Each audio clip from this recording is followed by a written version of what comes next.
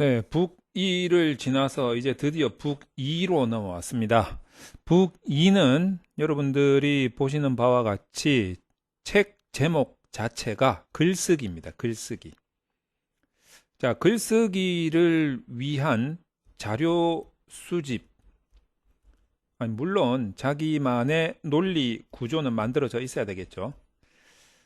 이 논리 구조를 펼쳐나가기 위한 자료 수집. 그리고 필요한 배경에 대한 설명이 또 필요하겠죠. 갖가지 인용문들이 필요할 겁니다. 물론 선행 연구도 있어야 될 거고요. 그래서 이제 이런 것들을 콘텐츠다라고 생각을 하시면 이런 콘텐츠에 대한 자료 수집이 필요하고 그 수집된 자료를 가지고 뭘 해야 됩니까? 페이퍼를 만들어야 되겠죠. 이 페이퍼를 만들기 위해서 우선 페이퍼의 기본적인 기본 구조. 자, 요거는 우리가 북1에서 알아봤죠. 이 구조, 카테고리 안에 콘텐츠를 담아야죠. 그 담기 위해서 이 콘텐츠들을 잘 편집해야 됩니다. 잘 정리해서 편집을 해야 되겠죠. 자, 그것을 도와주는 각종 소프트웨어와 AI에 대해서도 우리가 활용할 수 있는 것은 활용할 만한 필요가 있지 않겠습니까? 그런 부분까지 속속들이 한번 살펴보도록 하겠습니다.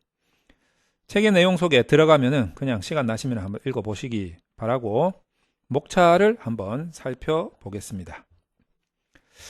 자, 우선 크게 보면 기본적으로 논문 쓰는 사람들이 알아야 할 글쓰기의 특징이 있겠죠. 이런 특징을 우리가 기본적으로 좀 알고 들어가야 됩니다.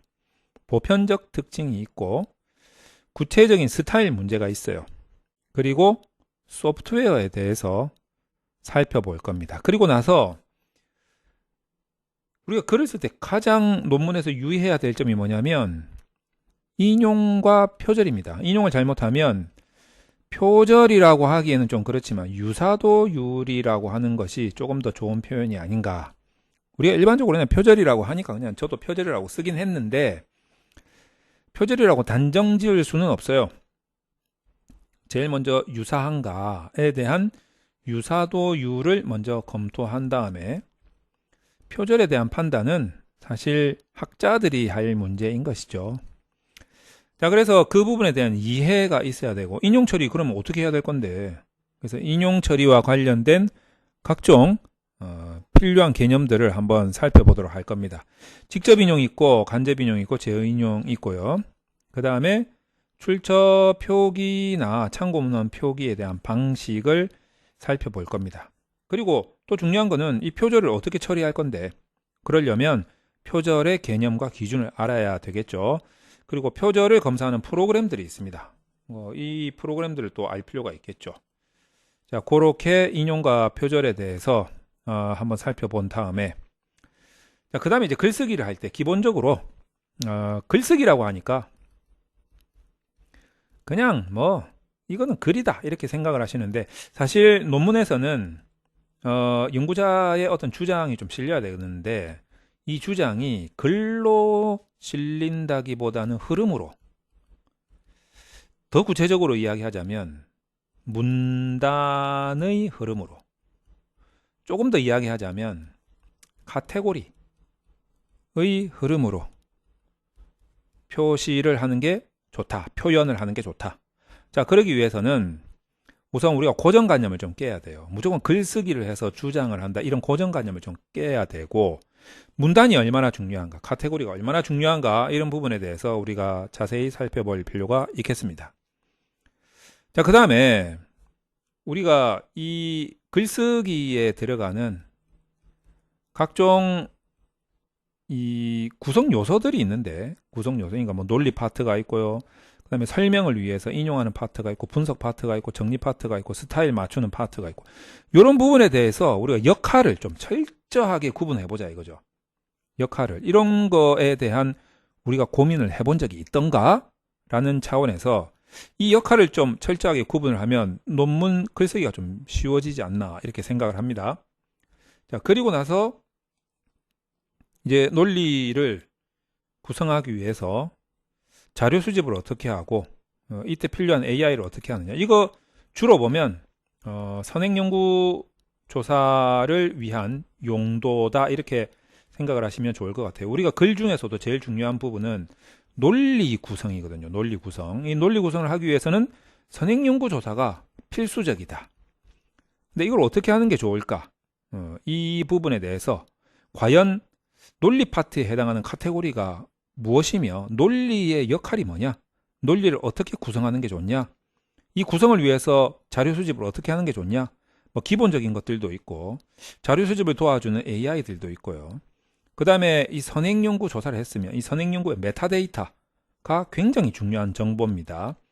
그리고 이런 것들이 요즘에는 디지털로 이렇게 분류가 돼 있단 말이에요. 그거를 우리가 DOI라고 하는데 이게 국내 연구는 별로 없어요. 거의 외국 연구에, 외국 문헌에 또는 외국 학회, 국제학회죠. 이런 데 투고된 논문들의 DOI 번호가 부여되는데 이런 번호도 우리가 좀 알고 있어야 된다. 그리고 이런 선행연구를 관리하는 프로그램인 조테로, 뭐 여러 가지가 있습니다만 조테로가 좀 공짜이기도 하고 제 쪽 공짜를 좋아해요. 예, 공짜이기도 하고 또 굉장히 유용합니다. 그래서 조테로를 이용해 가지고 조테로가 뭔지 알아보고 이 조테로에서 선행연구 관리하기 위해서 리스에서 찾은 선행연구의 메타데이터들을 RIS 파일로 내보내기 해서 조테로로 불러 드리는 게 있고요. 그 다음에 외국 문헌 같은 경우에는 리서치 레빗이 이게 또 공짜예요. 공짜. 또 공짜를 좋아해가지고